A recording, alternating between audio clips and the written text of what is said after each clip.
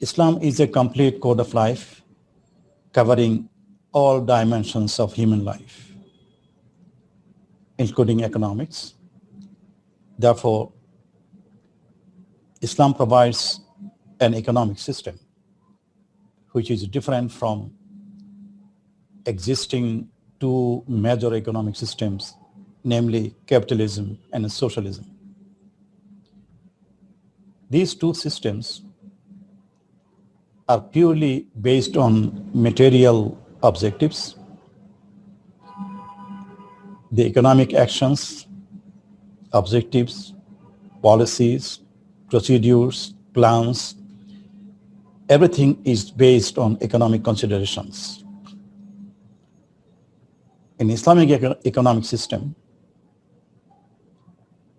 it is totally different from this system in the sense that it considers material aspects and also non-material aspects. So I'll try to discuss some of the major characteristics and features of Islamic economic system. Number one, Islamic economic system is normative in nature, not positive. Positive economics deals with what is, what will be, what was, etc. For example, the economic agents are free to decide their actions about their business, industries, companies, and so on. Nobody can say anything about it. They are free to decide whatever they want. For example, if one businessman or some of the businessmen, they get together and decide they will stock some of the basic needs so that they can sell it at a higher price in the future. It is up to them. As individual economic agents, they are free to decide so. Now, what are the effects? The effects will be higher price, and the consumers, especially the poor people, will be affected. The question arises whether this action is right or wrong. When it comes to whether this is right or wrong, then it is normative economics. In that sense, Islamic economic system is normative in nature. Islamic economics will say in this example that their action is not right because that affects human welfare. This normative nature is revealed in the entire normative system of Islam, the deen of Islam. Especially in economics, Allah says, "La ta'kulu amwalakum bainakum bil batil." You don't eat up your wealth among yourselves in a batil way, in a wrong way, in a way that is not right.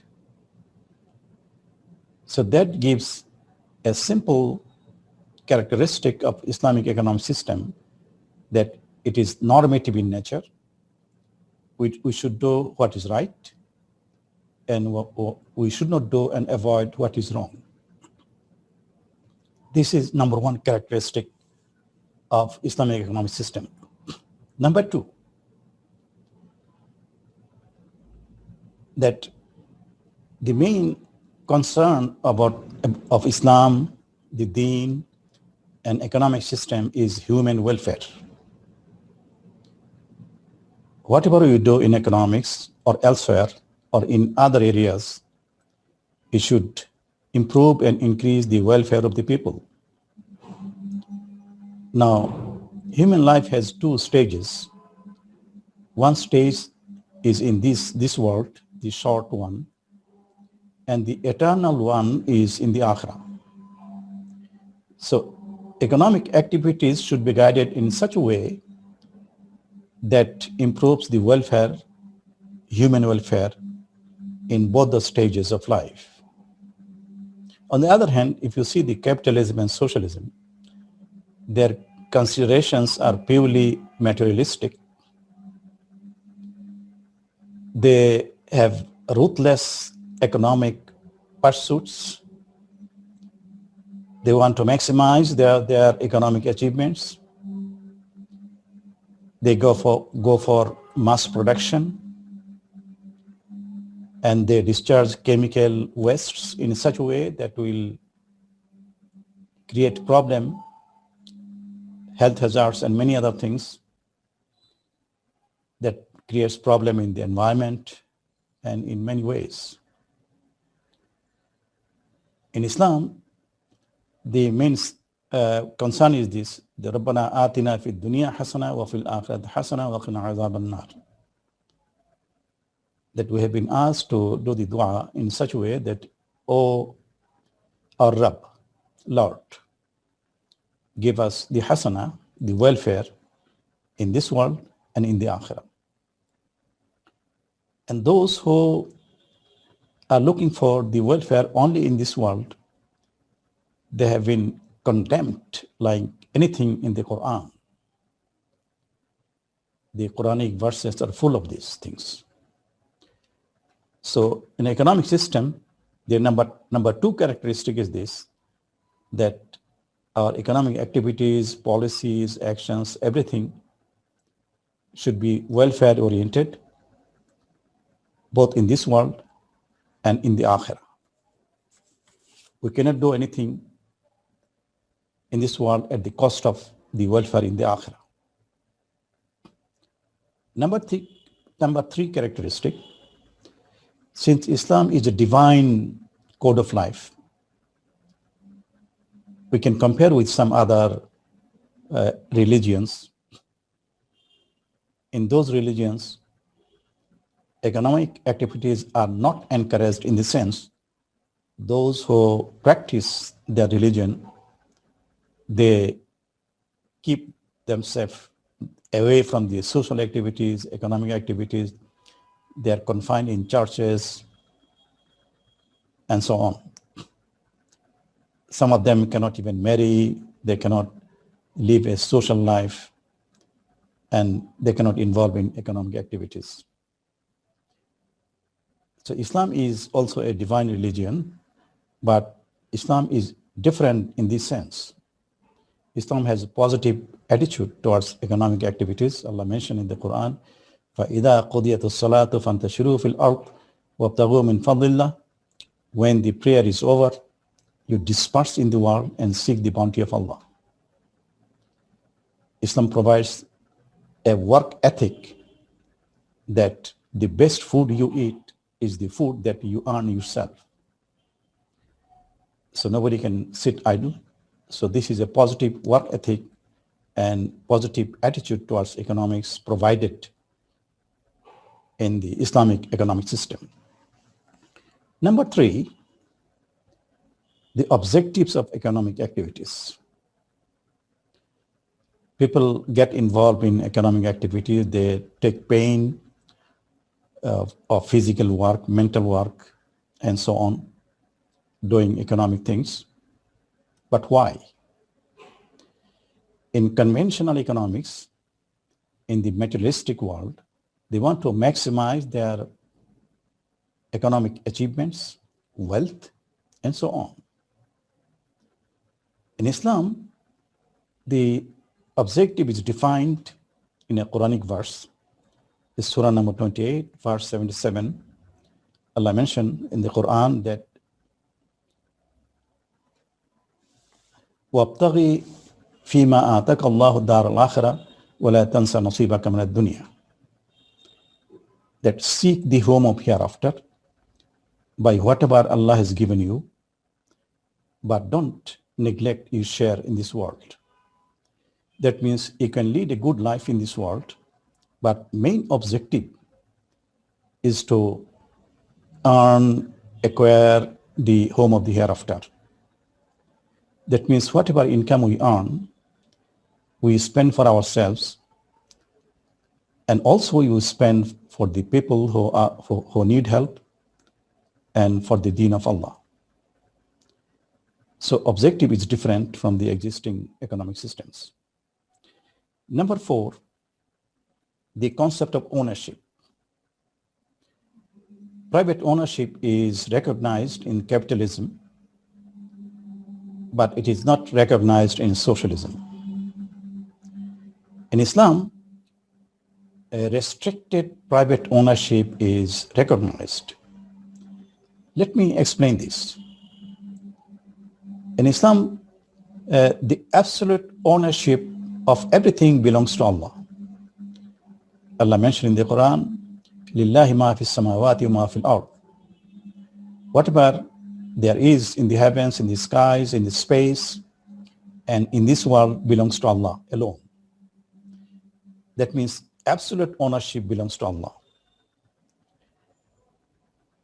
So we cannot do anything, whatever you like, by the wealth we have, as in the capitalism. That in capitalism, if I have something, that I am free to use it the way I like. But in Islam, the absolute ownership belongs to Allah. But again, Allah has given the restricted or trust ownership to human being. Allah mentioned in the Quran, in many verses, that you spend in the way of Allah from the mal of Allah that Allah has given you. In another verse, Allah has mentioned from that wealth that Allah has made you trustee, khalifa, mustaqlafina fi. That means that we are not the absolute owner of the wealth or resources. Allah is the owner. Allah has given us this as a trust, so we can use it. But the point is this, that when Allah has given this, can we say that we have the ownership, private ownership? Yes, we can say that. In the Quran, Allah has mentioned amwalakum, amwalahum, that your mal and their mal. In many verses, Allah refers the mal, relates the mal to the people. I just give reference to some of the verses.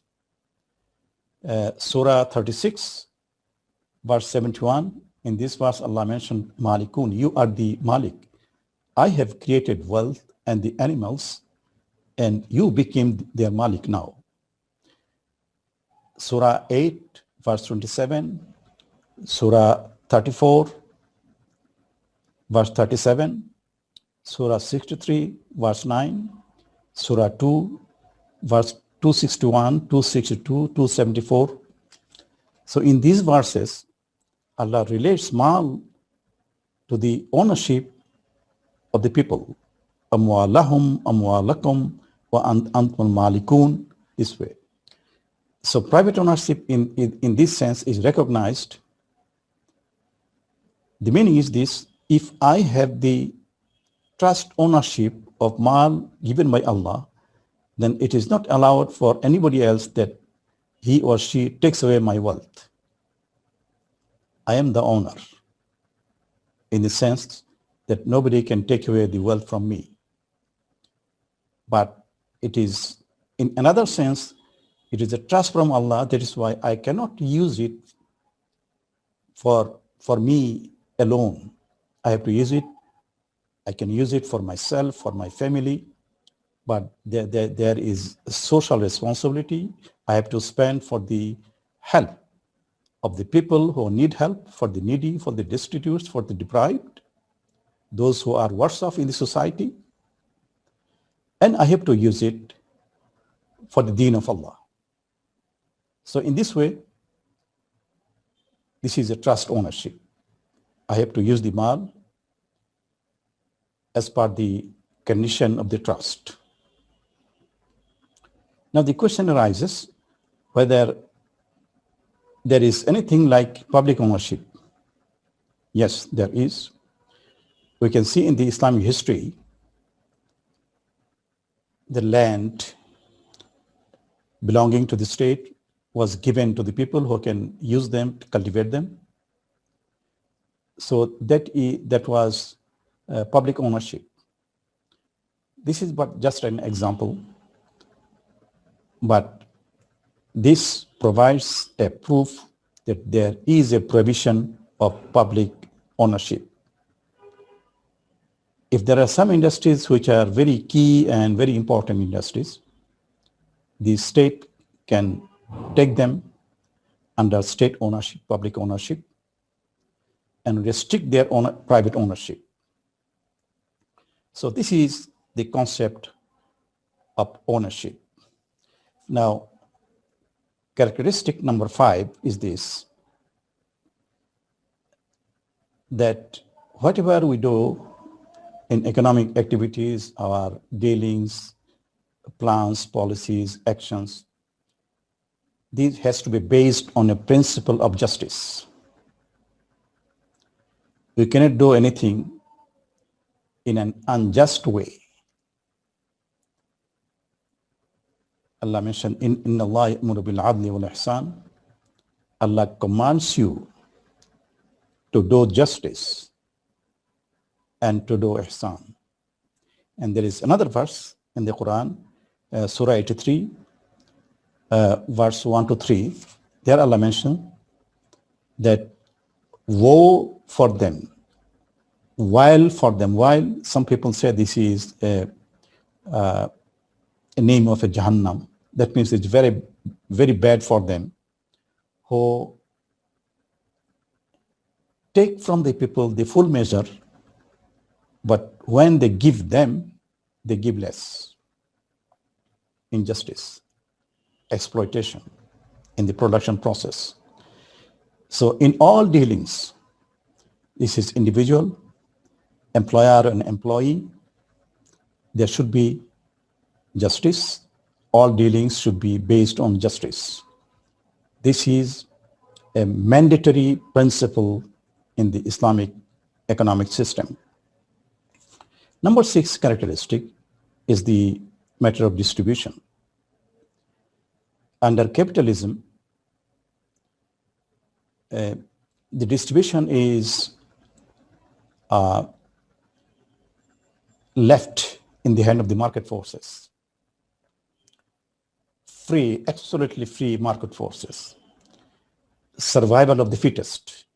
If you are fittest, you kill the other companies, other enterprises, it's okay. You have a strategy that you survive and other people die.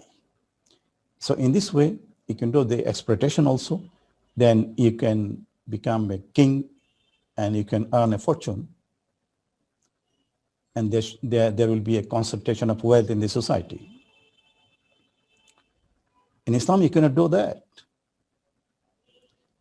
In Islam, if you follow the justice, the principle of justice in the production process, you have to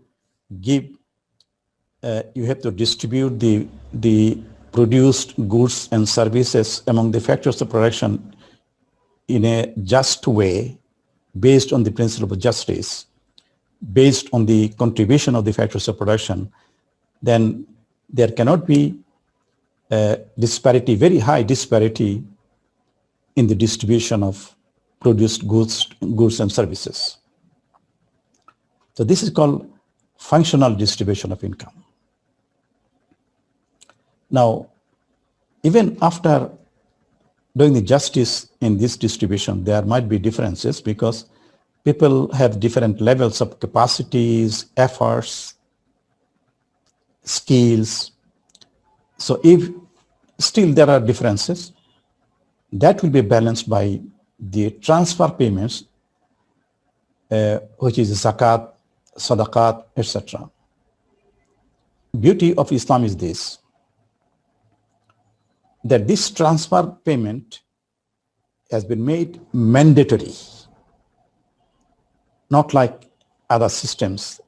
In capitalistic system also there are different varieties of capitalism. Some people are pro-people, some system, and some are against the poor people. So that depends on the political will, the political party. Now in Islam, this is a mandatory system of Islamic economics, that the wealth of people must share their wealth with the society, with the people who are in need. وَفِي أَمْوَالِهِمْ حَقٌّ لِلسَّائِلِ وَالْمَحْرُومِ.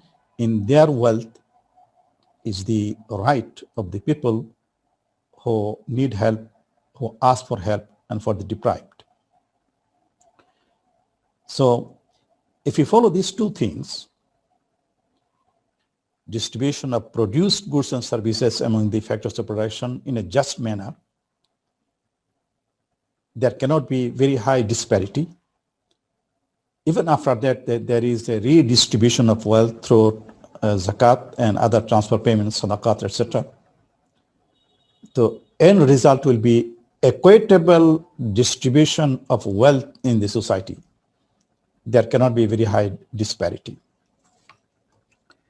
This is the characteristic number 6. Number 7, in any economic system, there is the issue of incentive system. In some of the systems, this is self-interest, why people do work. In some system, they claim it has to be the social interest. In those systems where the self-interest wins, they go for the individual interest, self-interest, even at the cost of social interest. Those who claim social interest, they try to do social interest even at the cost of individual interest. In Islam avoids these two extremes. In Islam, incentive is this, that you are allowed to make profit for your good living, for helping the poor people, for working for the deen. You can make profit, but you cannot do profiteering.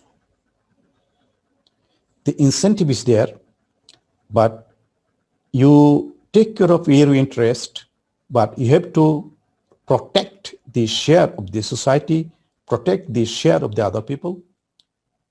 La darara wa la dirara, no harming and not to be harmed. You don't do harm to others, and others will not do harm to you. So if you follow that principle, that you can follow the incentive system of even making profit. Ahallallahu al-bay'a wa harrama riba.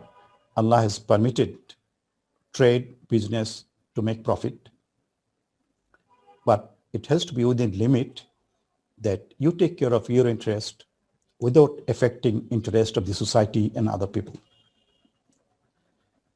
Now, within this limit, we can utilize the market forces, role of market forces. It has implication for the determination of prices, the coordination mechanism, that in the society, if you take care of your interest without affecting others' interest, then decisions will be made in such a way that it is good for the society, for individuals. You don't have to go to the central planning that government will dictate that do this, don't do this. No. You follow the normative principles of Islam, then the interest of individuals and society are taken care of. If you follow the market forces, the prices will be whatever is the optimum. The Prophet ﷺ ask people not to go away from the market and to the road to buy the things from the road because they are not aware of the market price. Get the things, bring to the market and sell at a higher price. No, you cannot do it. It will create information gap. It is sort of distorting the market prices. Let the market work freely without distortions, without any conspiracy, without any ill motive, then prices will be determined in a right manner. Now, these are the several things I mentioned. The incentive system, this number 7, the role of state also came in number 8. Then the market structure is coming again. Market structure in Islam is sort of healthy competition, not unhealthy cutthroat competition, healthy competition and cooperation. Ta'awanu alal bir. Economic activity is a bir, is a good thing, is a sort of piety. That is why it is commanded in the Quran. So if it is a good thing, you should cooperate in this. It's commandment from Allah in the Quran. You cooperate with the people who do the business. Don't try to kill others, manipulative way. So market structure is a mixture. This is a healthy competition with cooperation without cutthroat, unhealthy competition. Now, number 10 characteristic is the role of state. How the state is coming in this picture. Yes, there is a role for the state to play in the Islamic economic system. It is called Hizbah rule. Hizbah means enforcement. Hizbah, it is not a police kind of thing that, okay, you do this, don't do that. If you do this, I'll arrest you. No. There are Islamic norms and values. The government will see whether people follow them or not. The enforcing agency is the state. So people, the businessmen, the industrialists, they will be accountable to the state. This is number 10.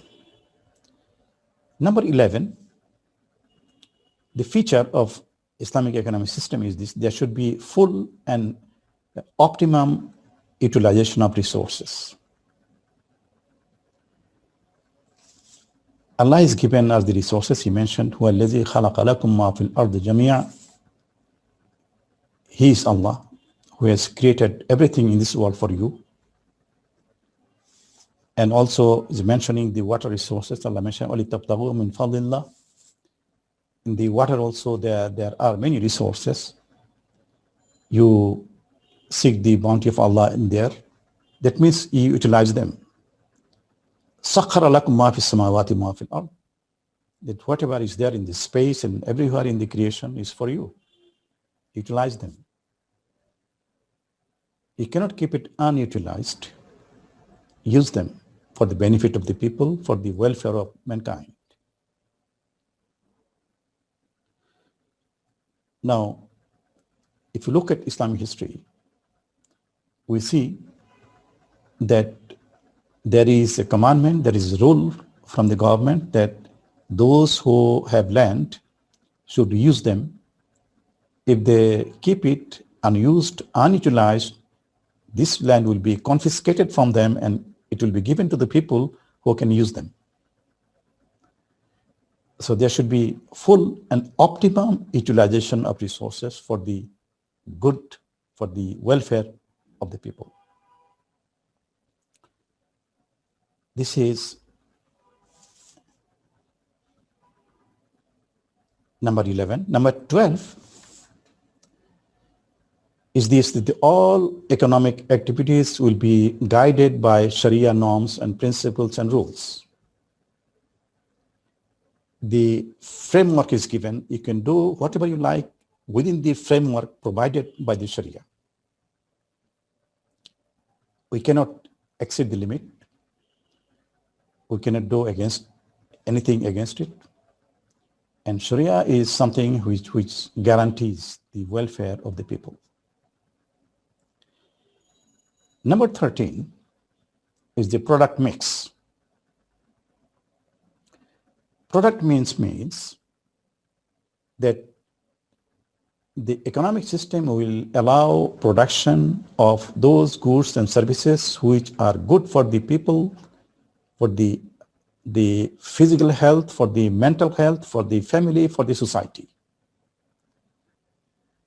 There are some goods which are not good for mankind, like production of pork, alcohol.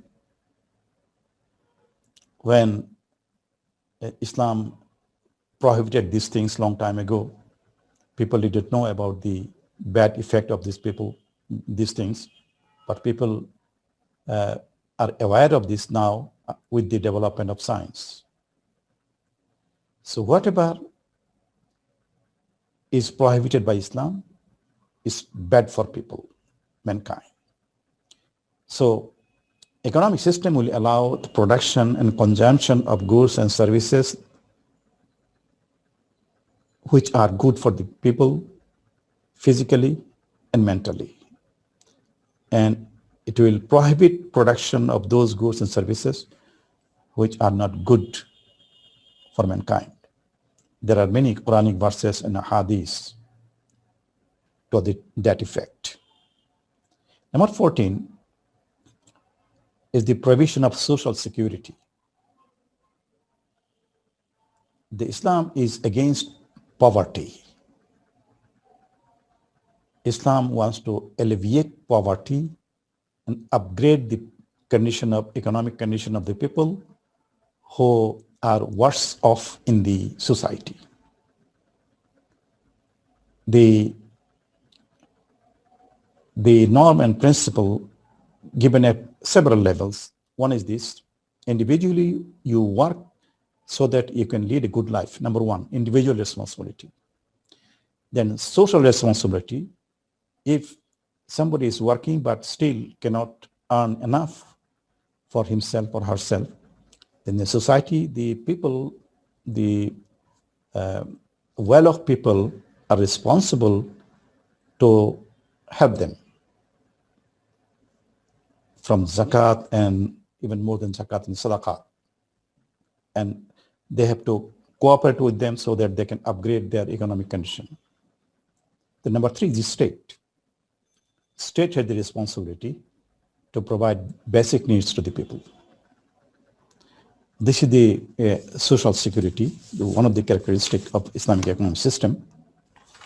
The number 15 is the ethical security. If you live in a society, out of 100, 90 people are good and 10 people are bad, then the 90 people will be in problem. So 90 people should try to correct the 10 people, remaining 10 people, with da'wah work and many things, by propagation of deen and the Islamic values. To do this thing, you need mal. And in the Quran, Allah mentioned that Allah has purchased the life and wealth of the people in exchange of Jannah.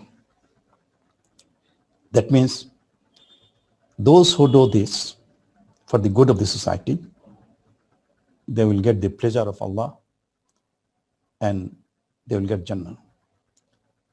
So Allah has asked many times to do jihad with your life and mal in the path of Allah, in the way of Allah, to help the people and to help the deen. The number 16, the last one, the characteristic of Islamic way of life in economics is moderation. Islam is against extremism in economics, in spending, for example. Allah mentioned in the Quran that you don't tie your hand to the neck. Don't be stingy. And don't open up like anything that you yourself put yourself in problems. Moderation, middle course, that is the Islamic way of life.